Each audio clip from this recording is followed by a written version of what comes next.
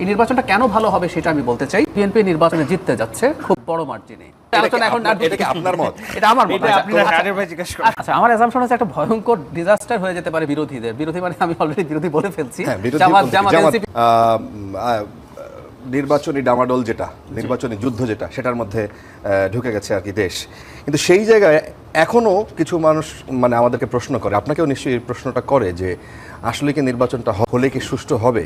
9 লাখ আইন শৃঙ্খলা বাহিনী, সশস্ত্র বাহিনী সহ যেই প্রশ্ন আছে, মানুষের মধ্যে শঙ্কা আছে, উদ্বেগ আছে, সেই জায়গায় কি আপনার এখনো মনে হয় যে এই নির্বাচন কমিশন সম্পূর্ণ প্রস্তুত? আজকের খবর হচ্ছে, একটু আগে যখন নিউজ পড়ছিলাম আমরা ওখানে দেখলাম যে বিভিন্ন জায়গায় 5-6টা জায়গায়, কুমিল্লা, সিরাজগঞ্জ, বিভিন্ন জায়গায় নির্বাচনী প্রতিপক্ষের সাথে মারধর এবং অনেক মানুষ আহত হয়েছে।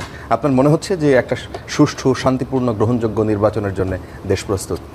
প্রথমত বলি, নির্বাচন হবে কিছুটার পরিমাণ অনেক কমে গেছে 25 ডিসেম্বরের পর থেকে, যেদিন তারেক রহমান দেশে ফিরেছেন।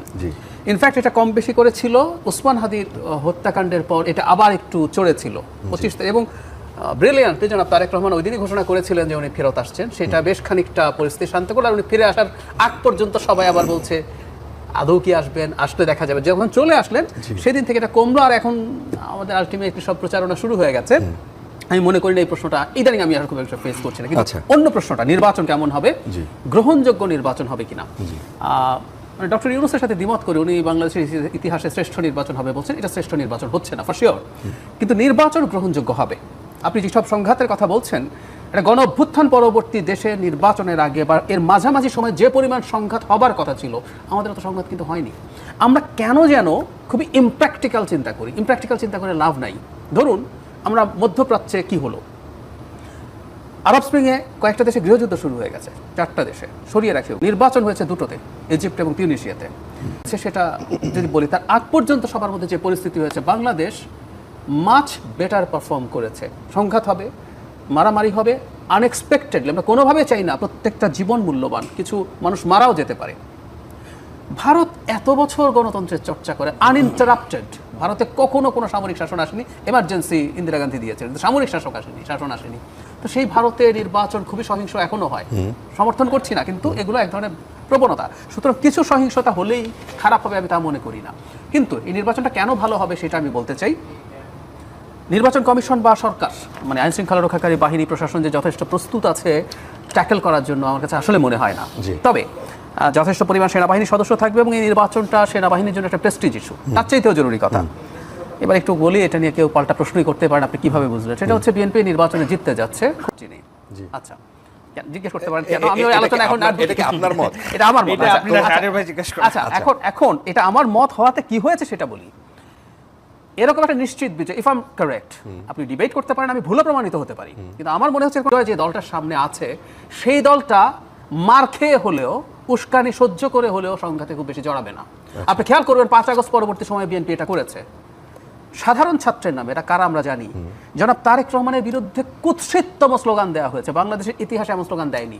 ছাত্রদল আগের অবস্থা হলে ছাত্রদল এগুলোর বিরুদ্ধে দাঁড়িয়ে যেতে পারতো, সংঘাত হতে পারতো। আপনি দেখবেন এগুলো ছাড় দেওয়া হয়েছে এবং রাজশাহীতে তার ব্যানার ছেড়া, অনেক বিশ্ববিদ্যালয়, একদম তাই, অনেক ক্ষেত্রে মানে বিএনপির সে চাইলে করতে পারতো, কিন্তু ওই যে সে একটা নিশ্চিত বিজয় তার সামনে আছে, এটাকে সে কোনোভাবেই আসলে প্রশ্নবিদ্ধ করতে চায় বলে মনে হয় না। সেই কারণেই আমি মনে করি ইনকেপেবিলিটি আছে আইন শৃঙ্খলা রক্ষাকারী বাহিনীর, তারপরে নির্বাচন কমিশনের, কিন্তু বিএনপি সর্বোচ্চ সংযম দেখাবে এবং আমি আশা করি জামায়াতও সেই পরিমাণ সংযম তারা আসলে দেখানোর চেষ্টা করবেন, কারণ জামাত বিএনপির সাথে সমানে সমানে ফাইট করতে পারবে। আমি সংঘাতের প্রশ্নে বলছি। আপনি বলছেন যে নিশ্চিত, আপনার অ্যাজাম্পশন কি যে কত সিট পাইতে পারে? আচ্ছা, আমার অ্যাসাম্পশন হচ্ছে একটা ভয়ঙ্কর ডিজাস্টার পারে বিরোধীদের। বিরোধী মানে আমি অলরেডি বিরোধী বলে ফেলছি, কেন হতে পারে বলি। বাংলাদেশের নিয়ম হচ্ছে, এটা ভালো খারাপ ইজ এ ডিফারেন্ট ডিবেট, প্রবণতা বলছি। অনেক সিটে তো কিছু আছে নিশ্চিত সিট, জামাতের অল্প কিছু আছে, বিএনপির অনেক আছে, কিছু আছে সুইং ভোটার্স থাকে, তারা ডিসাইড করে, দুই পক্ষ বেশ কাছাকাছি।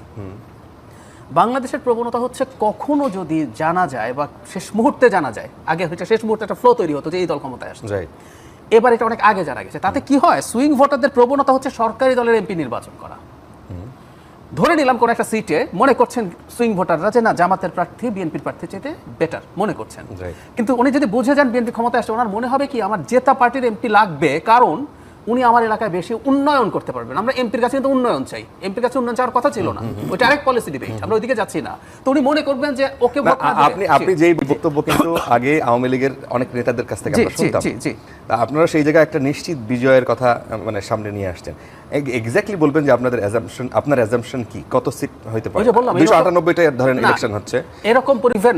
এখানে একটা প্রশ্ন আছে, বিএনপির স্বতন্ত্র আছে, জি, তো সম্ভবত 79টা সিটে আছে, জি। এর মধ্যে আবার ক্যান্ডিডেট বেশি, মানে একাধিক বিদ্রোহী, সদস্য জি। আছে, বিদ্রোহী যারা আছে এরা কিছু সিট পাবে, এবং দুইয়ের ফাইটে জামাত কিছু সিটে বাড়বে। তারপরে ইভেন বিএনপি 250-র কাছাকাছিও চলে যেতে পারে যদি ওই জোয়ারটা হয়। 250 ওই জোয়ারটা যদি হয়, আর তাহলে জামাত কত হবে? আর ওই জোয়ারটা যদি না হয়, ওই জোয়ারটা হয় বিএনপি 200 খুব কমফোর্টেবলি ক্রস করবে। আচ্ছা, তাহলে জামাত ওই জোয়ার যেটার কথা বললাম যে জেতা দলের এমপিকে নির্বাচিত করো, সেটা যদি হয় লিবারেলি, আমি যদি চিন্তা করি জামাত এনসিপি জোট 50 পর্যন্ত যেতেও পারে। 50 আর যদি ওই ফ্লোটা তৈরি হয়, তা আরো অনেক কম সিট পাওয়ার সম্ভাবনা আছে বলে আমার মনে হয়। আচ্ছা, তাহলে জামাত হবে বিরোধী দল, জামাত এনসিপি প্রধান জোট, বিরোধী দল জামাত হবে। এনসিপি জোট 50 সিটস পায় এই নির্বাচনে, এটা তাদের রাজনীতির জন্য খুবই পজিটিভ। অনেকে না মানে এই যে একটা হাইপ তুলছে, এই হাইপেরও কারণ আছে, এই হাইপটা তারা তুলছে ওই কারণে যারা সুইং ভোটার আছে তাকে এটা বোঝানো আমি কিন্তু ক্ষমতায় চলে যাবো, সুতরাং আমাকে ভোট দাও, রাইট। এই হাইপটা